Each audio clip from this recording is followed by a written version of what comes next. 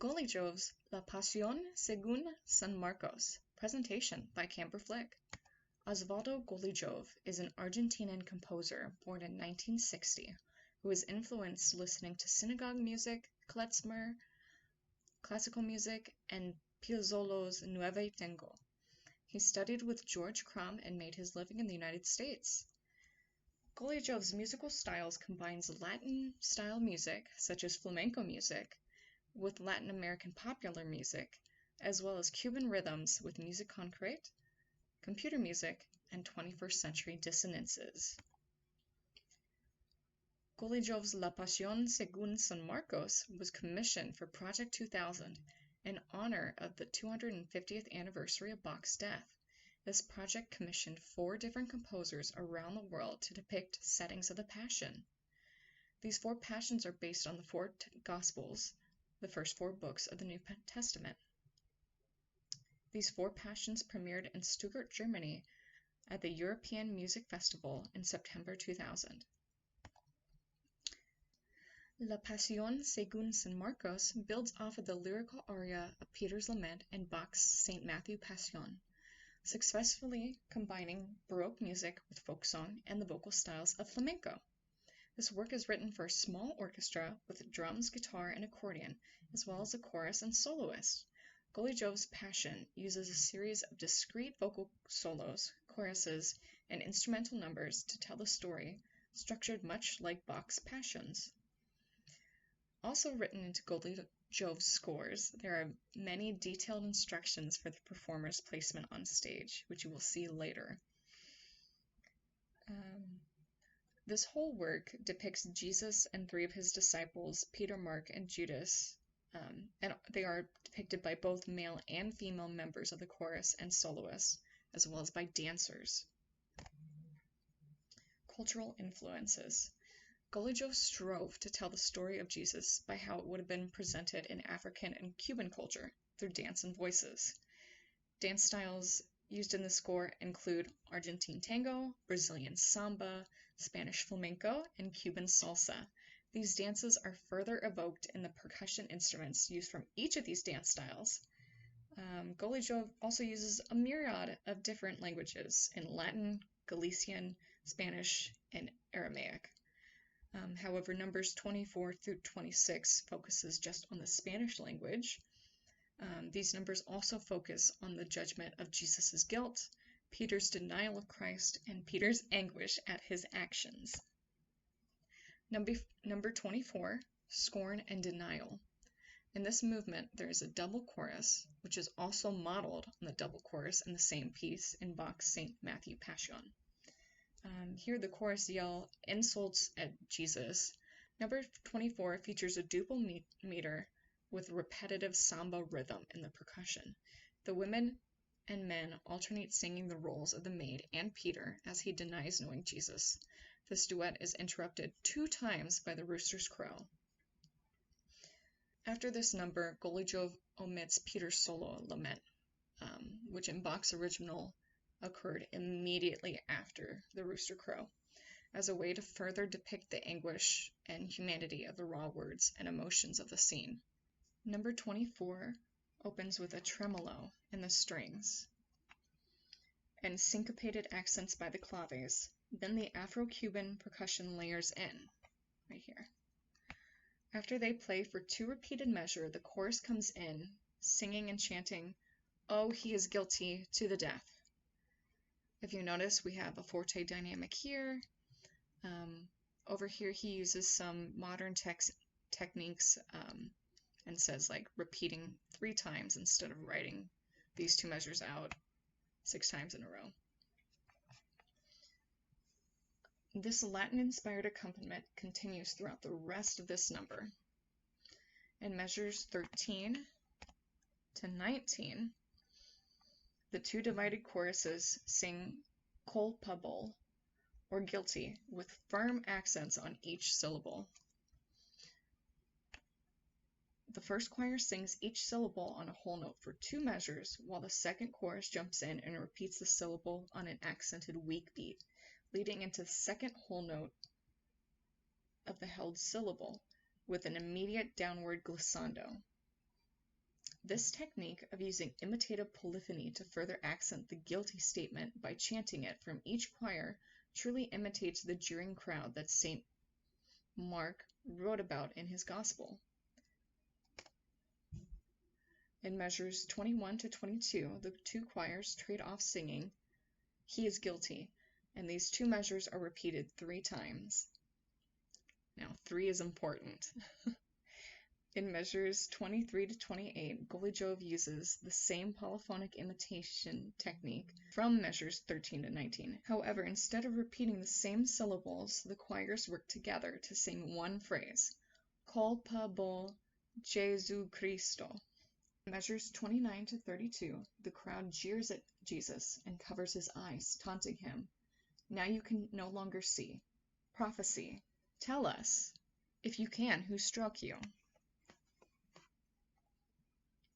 Here they are mocking his declaration of being the Son of God, and are saying, well, if you are indeed the Son of God, you must be able to tell us who is covering your eyes, even though you cannot physically see them.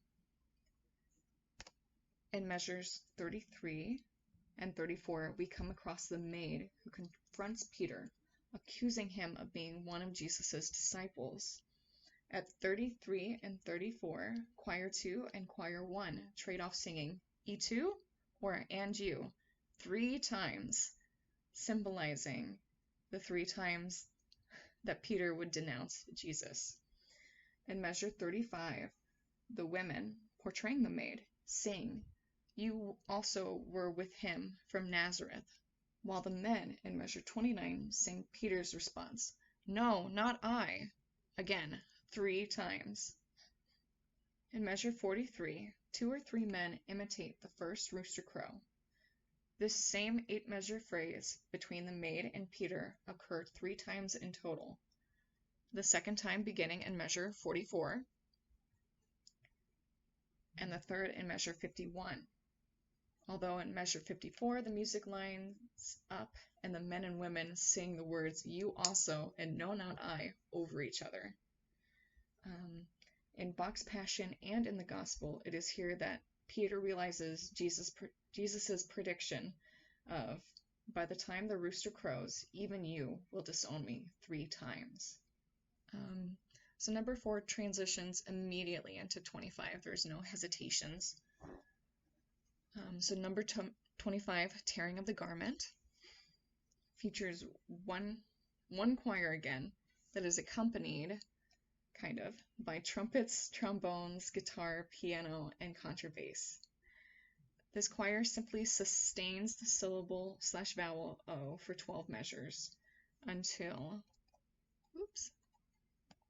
measures 23, where you can see they sing Jesus.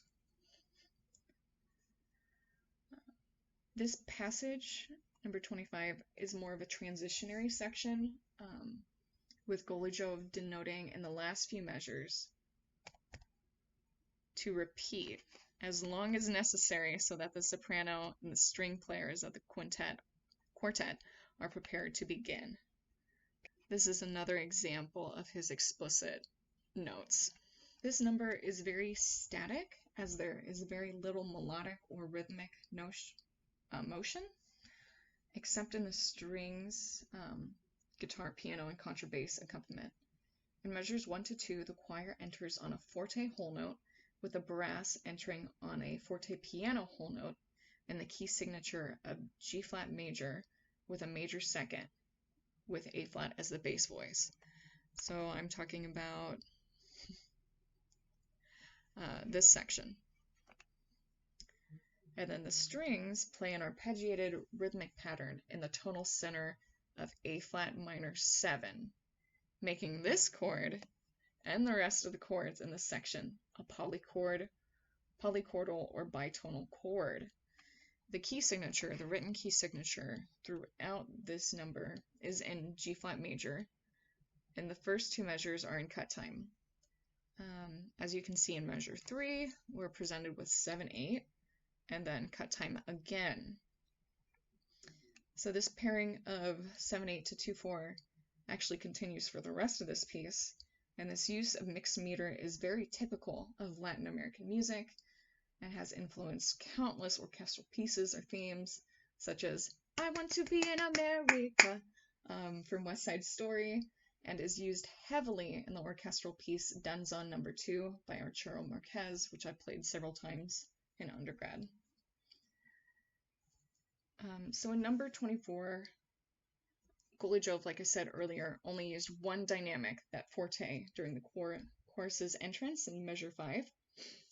But in number 25, he uses it constantly. He constantly uses dynamics. At the beginning, we said everyone starts basically at a forte piano, and then there's very specific dynamic instructions. So crescendo through repeats to the end, diminuendo through repeats. And as you can see, we also have this, again, 20th century notation where you repeat the same snippet 4 to 6 times. As you can see, the strings start at a forte, they diminuendo to a mezzo forte, and they basically stay mezzo forte for the rest of the piece. So on the second page, trumpets are mezzo forte, but now the choir is pianissimo. So at circle 1, we encounter our first note change. So for this whole, our first chord change, because for this whole first page, the chords are exactly the same. So it's very drawn out, very whole tones. I really want to say it's more like a soundscape piece or section. At circle 1, we encounter our first note change or chord change in the trumpets, which change from a B-flat whole tone to a C-flat whole tone. There are no other chord changes. At circle 2, the trumpets go up another major second to a D-flat. And the trombones also follow suit by changing to an E-flat. This starts to turn the tide and change the chordal center from polytonality to a hinted emphasis on A-flat minor 7th chord. Although it isn't until measure 11, where the brass have a diminuendo to a niente and drop out, that the sopranos enter on a C-flat. Now C-flat is the minor third of the A-flat minor chord, and leads the charge to pull us into a fully A-flat minor 7th chord in measure 13, as sopranos, altos, and tenors move up a major second to D-flat, A-flat, and E-flat respectively. And then in measure 15, as you can see, the last note change occurs as the sopranos move up another major second to an E-flat. Okay. This movement of the 3rd to the 4th to the 5th is significant to truly modulating this piece to end on one key center, A-flat minor, with a minor 7th. So when we started off, we had some B-flats, D-flats, G-flats up in the soprano line, but now it's basically exactly A-flat minor. However, we do still have a G-flat 7th in the guitar, which is arpeggiated line. But now it's basically exactly A-flat minor. However, we do still have a G-flat 7th in the guitar, which is arpeggiated. Okay, number 26, Colorless Moon, aria of Peter's Tears. So this features Peter's lament over denouncing Christ. This piece begins with a soprano aria with Peter. So the soprano aria depicting Peter with small cadenzas that are accompanied solely by a string quartet. The vocal soloist and the first violin often trade off cadenzas, seemingly to have a dialogue where each of them works off of each other's melody. The string melody is very static, featuring very placed notes, very placed with a bow, with a lack of direction, with almost no slurs in this piece until measure 25. Now this contrasts very much with the soprano melody, which is very languid and smooth. At measure 33, so as you can see, everything is very placed, it's very scalar, small dynamics here and there, but it mostly develops around the vocalist aria. And then here, as you can see in measure 33, the violin solo tends to take over that melody. And we have the use of mixed meter. We have 5/4, 6/1/8 note, triplets, some ornaments, goes on. Now I won't show you this for time's sake, but the soprano takes over the cadenza melody again in measure 40 and just further extends upon it, adding even more syncopation and some small ornaments. In measure 57, the melody is hauntingly beautiful, even though it flows in a simple ascending and descending scalar pattern. It is the extremely thin texture here, as the strings are simply sustaining whole notes while the soprano is exposed. So as you can see at the end, it's just the soprano melody, and everything's very exposed. Fermatas, it's very still. So I wanted to show you the text of this number. It's very important. It's very haunting. The text of this number is basically Peter crying alone to the moon, who has seen all the events that have unfolded this night, with Peter's denouncement of Christ and his inner betrayal of lying to the woman and saying, "No, I don't know him." So this is his kind of cry that I'm going to focus on. Moon colorless, I know that you do not shed light on sadness as sad as mine. Go and tell it to your maker, and tell him to take me to his place. But don't tell him anything, moon colorless, because my fate won't change, here or in other worlds. If you know where death has its dark mansion, tell her to take my body and soul together to a place where I won't be remembered, not in this world, nor in the heights above. So Peter is saying, take me to hell, for I have betrayed my best friend, and I do not deserve to be remembered or forgiven. The words of this poem are by Rosalia de Castro. It's so painfully beautiful and just really fits this music so well.